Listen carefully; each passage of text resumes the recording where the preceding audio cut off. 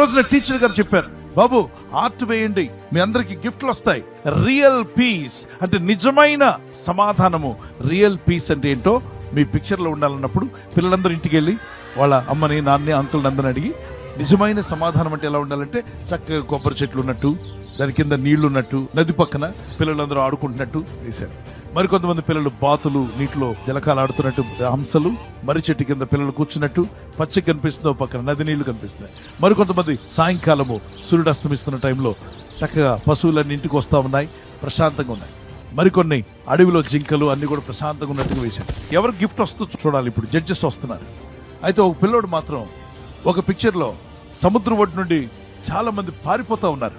గాలి తుఫాను, చెట్లన్నీ ఇలా వాలిపోతున్నాయి గాలికి.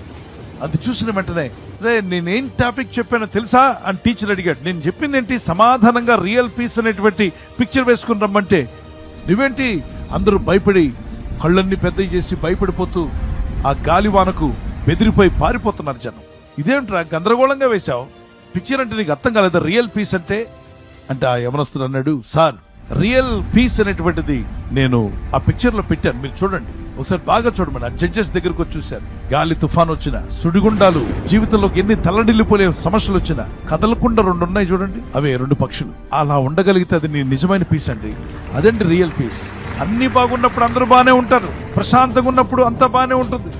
పరిస్థితులు బాగాలేనప్పుడు కూడా ఆర్థిక ఇబ్బందులను బట్టి కానీ, వ్యాధి రోగములను బట్టి కానీ, సమస్యలను బట్టి కానీ, శత్రువులను బట్టి కానీ, చుట్టూ జరుగుతున్న పరిస్థితులను బట్టి కానీ నీ హృదయమో కలవ